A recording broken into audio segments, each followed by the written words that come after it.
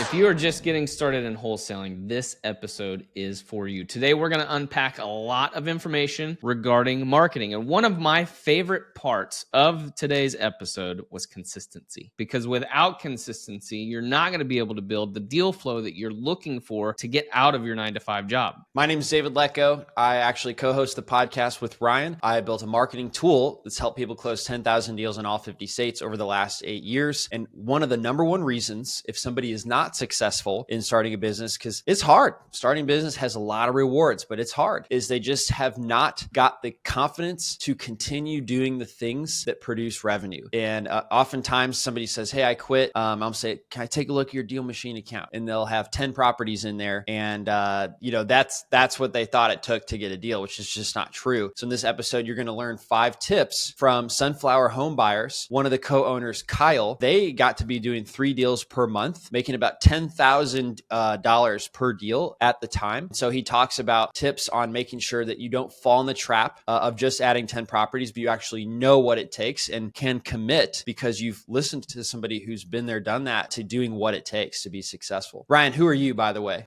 Yeah, my name is Ryan Haywood. I've been wholesaling since 2019. I left my 9-to-5 job very sudden and went full bore into wholesaling. And I've gone on since then. I've done over 450 wholesale transactions. Hey everyone, Kyle from Sunflower Home Buyers. You might have heard him last week on episode 195, but he actually came back this week with specific marketing tips for helping you guys get your very first wholesale deal. Kyle, I can't wait to hear your tips. What did you think is number one most important? Yeah. Well, first of all, I'm just excited to be back on and excited to share with you guys some of these tips. So the first one that I wrote, and I kind of came up with fun names for them, I just wrote down consistency. And I think that was the number one thing that kind of turned us from a side hobby into a full-time endeavor. I can remember back when Joe and I first started, we first started texting, and it was easier to be consistent with texting because if you wanted deals, you needed to text people. But when we started sending direct mail, we would send mail and then we'd forget about it for a few weeks and we'd be like, where did the leads go? And then Joe would be like, have you sent any mail? And I'd be like, oh no, I haven't. And so the consistency and to always be marketing, and not just when it's working, even when you're down, that's like the number one thing. I just wanted to come out of the gate with that. It's the only way to combat the ebbs and the flows. Yeah, that's such a good one that I'm reminded by all the time. I think that's funny. You forgot to send direct mail. I guess you were sending big batches at once. And so, you were doing that. How often would you recommend doing that? So we actually send mail about 3 times a week right now. We've kind of found the sweet spot to be, usually I like. You said 3 times a week? Yeah, 3 times a week. So not to the same person, but we take our whole list. We mail about 50,000 people a month, and I divide that by how many days I'm going to mail in the month. And then I mail every single day so that we get consistent lead flows. Because a lot of guys, what they'll do is they'll pull a list and they'll just divide by, or they won't divide by 10,000. They'll just grab the 10, they'll mail it all on that day. And then they get hammered on the phones for like 2 days. And then they can't stay on top of it. And then they don't have any leads for 3 weeks after that, and they don't know what to do. So that was the biggest thing, to create consistency in something that's typically not consistent. Got it. What about you, Ryan? Have you ever struggled with consistency? Yeah, I want to ask questions, but it like kind of takes away from the 5 things. But when you determine consistency is literally what drives your business. If you're not consistent with doing these actions, your business will do this all the time. And we know that because we've all been through that. So is there a method on how, like you said, 50,000 pieces of mail? Is there a number on the back end that supports why is it 50,000? Is it because, well, by doing 50,000, we get this many in return calls, which leads to the, is there a science behind it? Like how you come up with that specific thing? Totally. There is. So we know how many postcards it takes to get a deal for us in our market, and it's going to be different for you in your market. But for us, I believe it's about 6,000 postcards to get a deal. And so I think that ends up being 50,000 divided by 6,000 is about 8 deals a month, which for us is about where we want to be for that marketing channel right now. And the goal is to grow it over time. But something I've learned with direct mail is you can't just turn it up double and see those results immediately. And you have to be able to cash flow for a long time and make those payments to the provider before you see that return. So it's a gradual thing that's always been growing since we started. When you say 6,000 postcards, is that 6,000 different homes receiving one postcard, or is that 1,000 homes receiving 6 postcards over a period of time? That's a good question. That's 6,000 postcards. They're not unique addresses necessarily. We're working on getting that data so that we can really see how many times it takes to mail one person to see like a phone call come in or a lead come in on the website, but we don't have that data today. Cool. Just curious. What were you saying, Ryan? Yeah. So when we're talking about consistency, like knowing what you need to do consistently, it's not just, well, I need to send mail consistently. How much mail do you need to, knowing your numbers and knowing what to do and how many pieces to so that you can break that consistency down. Well, instead of just saying, okay, every month I have to send 6,000. Well, yes, every month. But if you don't do a little bit every single week, then you're still going to feel that giant wave of incoming business. It's all going to land at one time. Well, I sent 6,000 postcards every month, but I did it on one day. Well, then the next week you're going to have a ton of phone calls. So like knowing, do it consistently, spread it out so that it's smooth all the time and that you can control the influx of incoming calls and all of that stuff. So just doing a deep dive on that piece, but ready to hear number 2. For sure. Number 2 I've got is commitment. So I wrote down marketing has cash conversion cycles. You need to learn the industry standard cash conversion cycles for the marketing channels that you're doing. You can't just mail 6,000 postcards one time and expect to get a deal. It could take 10,000, it could take 4,000, or it could be the very first one you mail. It ebbs and it flows, and sometimes you get lucky and sometimes you don't. So you just have to commit to doing it for at least the amount of time that it takes to see that cash come back. But I really like to do further than that. I generally say a good rule of thumb for a new channel is about 6 months. And it depends on the marketing channel that you're using. Something like cold calling is probably going to be a little bit longer. And something like PPC is going to be a little bit shorter, and then direct mail is usually kind of in the middle there. So it just depends on what you decide to do, but super important. When you guys started out, how many marketing channels did you do in the first year? In the first year, we did 2. We started with texting, and then we added in direct mail a couple months after that. Okay. When you say a cash conversion cycle of 6 months on direct mail, is that telling a beginner they should be doing it for 6 months before trying something else? They should expect to get one deal maybe in that first 6 months? Yeah. And I think our cash conversion cycle for mail is a little shorter than that. I want to say it's around 70 days from the time the lead comes into our CRM to the time we close it.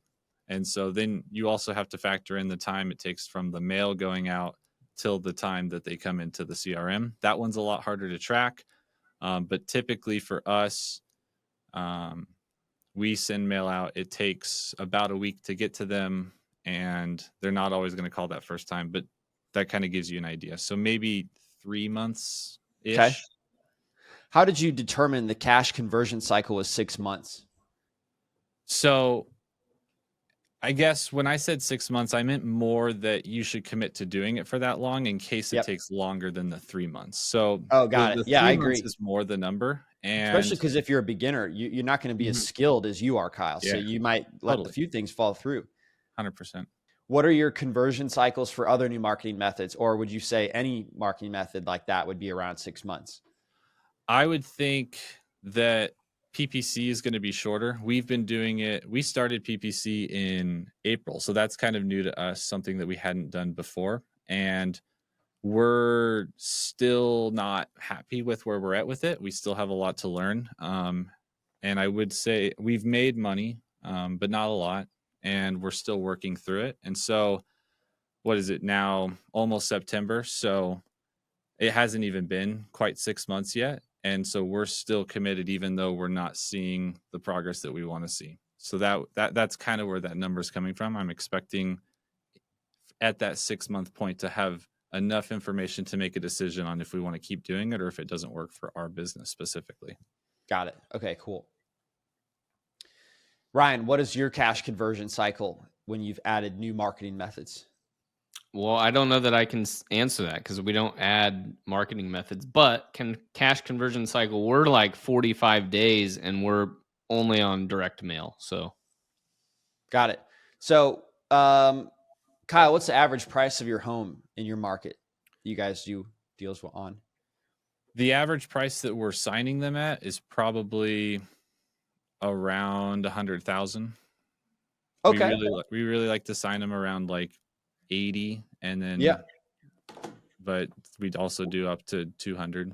What about yours, Ryan?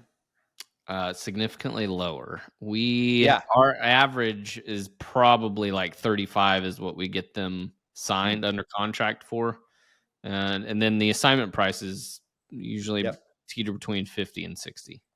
Okay, great. So this is something very cool that I wanted to point out was if the home prices are higher, the cash conversion cycle is longer, right? Mm-hmm. Kyle's is about 2 to 3 times more expensive than yours are, Ryan. And he said his cycle was 70, 90 days. Mm-hmm. And you said yours was 45. So it makes a lot of sense. And somebody listening can be like, oh, well, if I'm in San Diego trying to do this, yours is probably longer than Kyle's. So just to give you guys a heads up on how to set expectations properly for yourself. 100%. That's so true. All right. What's number 3, Kyle? Number 3 I've got is stay in your lane. So this is something that I think we all struggle with a little bit with shiny object syndrome, is seeing somebody else have success with something else and wanting to jump right into it. I believe I've seen it in our business. I've heard other people say it. I think one channel can easily take you to 7 figures. So if you're not doing 7 figures, you don't need to focus on more than one channel at that point. Once you get to that point, you can start to add in other stuff and diversify and start to create some like, I don't know what you want to call it, like stability, if you will, some in case something goes away or something changes, like we saw with texting last year. It's the same thing as like real estate strategies. Like there's so many different things you can do. And if you try to do them all, you're not going to be good at any of them. And you're never going to go deep, and you're never going to really make the money you want to make because you're going to be busy building all the processes and the systems and the stuff to do all the different things. So that's tip number 3. Yeah, absolutely. I totally agree with that because I've heard many people come back Collective Genius after their first meeting, and then they're like, man, we learned so much in this first meeting. We tried everything, and now our business is terrible. We spent all this money and didn't actually get any results from it because each new thing has its own nuances, and you need to work through that, reach the cash conversion cycle, then optimize it before adding something else, because otherwise you're spending a lot of money and you don't often get the return right away. As you said, even with PPC, which is pretty fast cycle, you would expect. So it just takes a while to dial it in. And it's easy for us to say that now because we've all gone through this. But when you're in the beginning stages, it's really hard, especially going to an event and hearing all these awesome ideas of what everybody else is doing. And then you go home and you have a list of 20 things that you want to start implementing. And all that does is distracts you from the one thing that you are good at and the one thing that you should be focused on. But it's a struggle. Even now, like we go to Collective Genius and I'm like, man, okay, take 5 things home. And then like even the last one, I was like, okay, I'm going to take one thing home because I can't unpack 5 different things and even expect any kind of traction to come from that thing. So it's tough, but be prepared. When you're doing this, be prepared. You're going to have those opportunities where it's like, okay, I could go and do that too, but you shouldn't.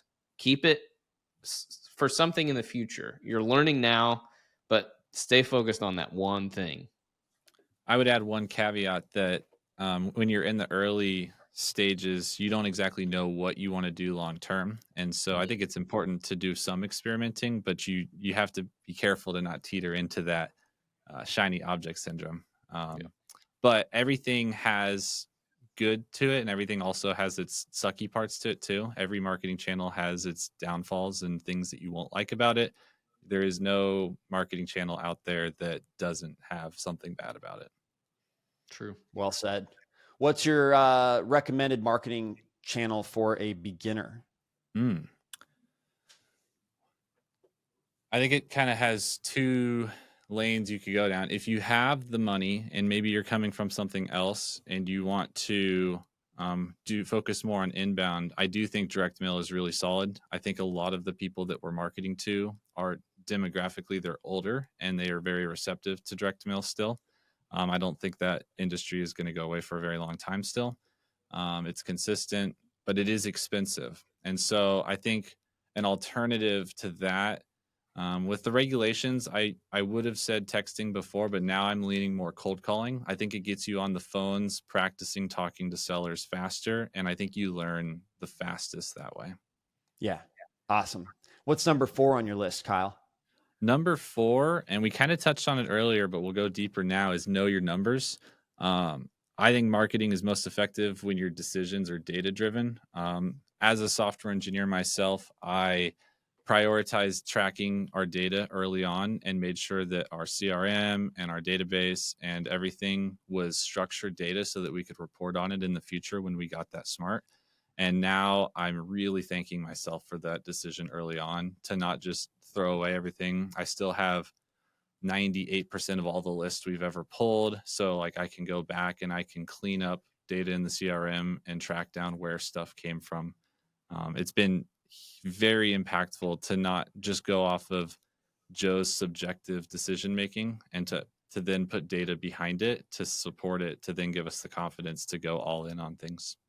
Were there any gut feelings that you had that were proven wrong by something you discovered in the data? Totally. So I'm not the gut feeling guy. That's Joe, and it drives me crazy, but he's actually usually right with his gut feelings. But I oftentimes have felt that way. I'm trying to think of a specific example, and it would probably be around some of the lists that we pulled where we thought, oh, this is going to be good. It's similar to this city that we're already marketing in. And we send mail out to it and we just got no results. And we were able to see that from the data we were tracking. Okay. Very cool. And what's number 5 on your list? Before we jump, couple things I wanted to call out is make sure when you're picking a CRM that you think into the future around integrations. There's a lot of CRMs out there that have some reporting, but we love Plecto. It's a tool that we've used for a long time, and that is what gives us the ability to track a lot of this data and report on it. Yeah, I think that's the main thing, would be just to make sure that you can get your data out of the tools that you're using so that you can use it. Very cool. Yeah. What type of data does Plecto give you that you find really valuable? So Plecto does a lot of different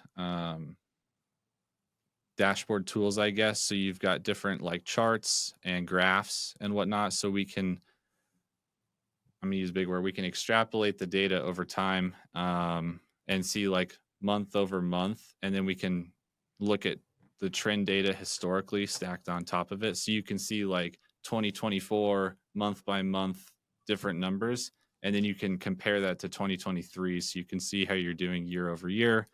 That's one example. And then we track all of our KPIs in there as well. So we're looking at how many leads are coming in, the percentage of leads that we're setting appointments on, how many appointments are completed that were scheduled, and the percentages there. And we're looking at that historically and in real time. And that's how we're holding our team and ourselves accountable to make sure we're hitting the numbers we need to hit to make the money we need to make. How big is your team, by the way?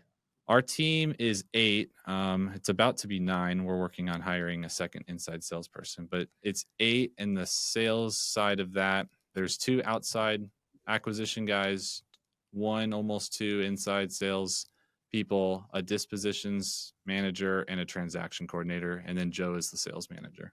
Who was the first person that you had hired? The very first person we hired was a transaction coordinator. I don't know if I necessarily recommend that. That was just the part that we didn't want to do the most. So that's why Yeah. we hired it first. I think you could go either way between a transaction coordinator and even a dispo person. If you're really good at buying, I think that could make sense too. If you're not, because I'll just side chain here.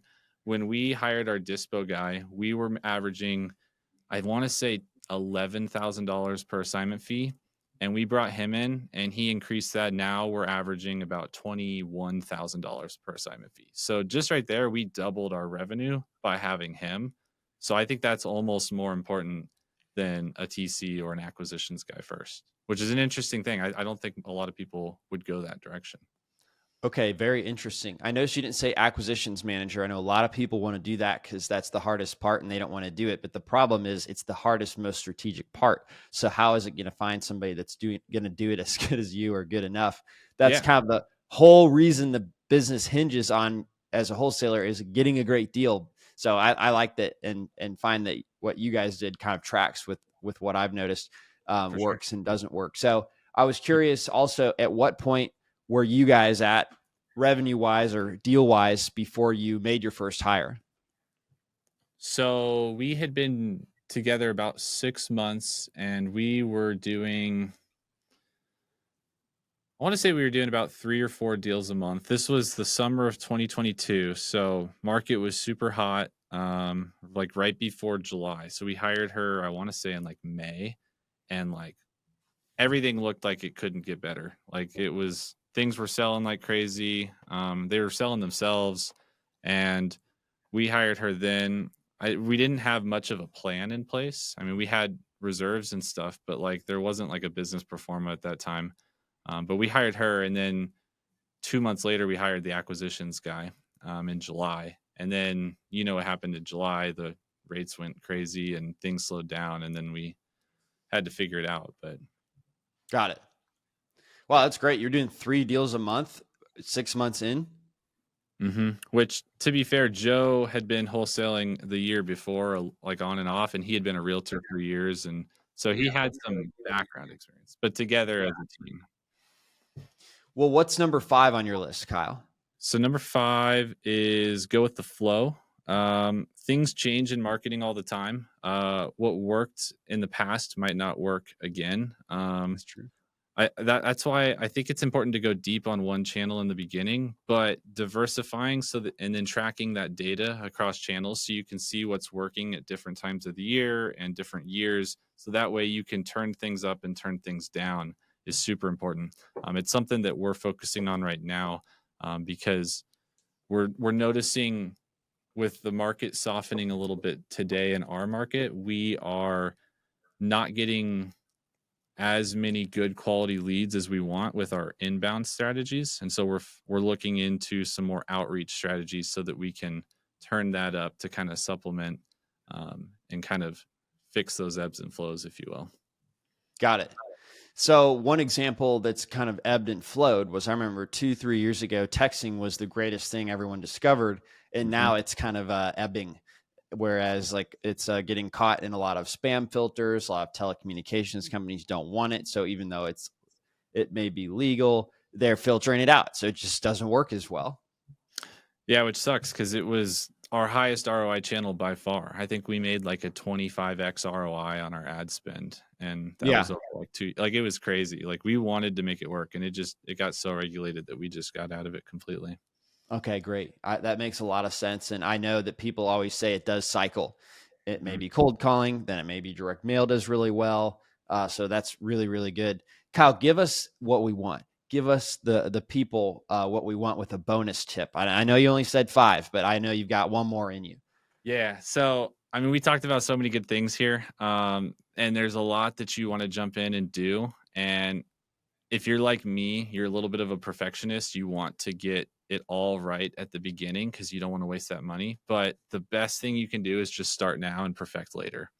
Like you just need to start doing it and learn as you go. And you're going to make some mistakes. I remember one time I sent out an entire batch of mail and the Google Street View image broke, and it was just a gray box on like $2,000 of mail spent. Correct. And that crushed me. Well, dude, I bet it didn't even matter. I know this for a Yeah. fact, because if somebody's motivated, they'll call no matter what. When I Yeah. was starting out with creating DealMachine, I went to a few conferences to let people know about DealMachine. And I was demonstrating it with, so I was at Sean Terry's conference, and his acquisitions person is Brandon Simmons. And he's got a really shiny bald head.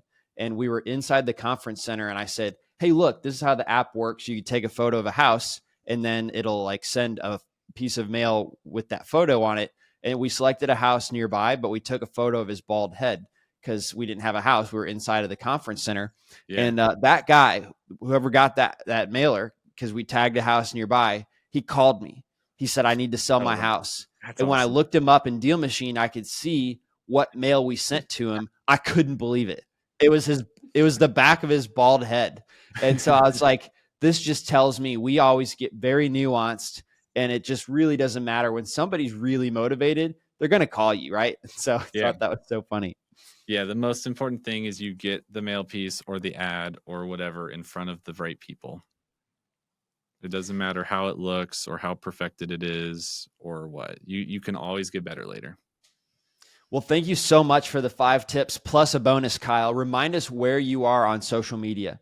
Yeah, so I'm on YouTube. You can search my name, Kyle Eisenbarger. I'm mostly posting Bitcoin mining stuff on there. And then on Instagram, I've got a Bitcoin mining farm. Oh, cool. Yeah. So it's not a scam. You're actually like owning computers, you're buying energy, you're mining Bitcoin, you're getting Bitcoin as a result. Yep. That's sick. Yep. That's mostly what I'm doing there. And then I'm on Instagram at KEISENB. Okay, cool. Well, thank you so much for your time, Kyle. I know that you've got a business with 9 employees to run. Appreciate you guys giving, 30 minutes last month and 25 minutes this month just to help people understand how to build a business that's doing 3 deals a month, hopefully by 6 months in, if they can compete with you. But I mean, it does take a long time to start, figure out, and get that first deal. So I know the marketing tips you provided will definitely help people get there. Yeah, awesome. Thanks for having me, guys. I appreciate it. Thanks, man. Appreciate it. Thanks for listening to the DealMachine Real Estate Investing Podcast. Please leave us a review and follow along wherever you're listening to your podcast.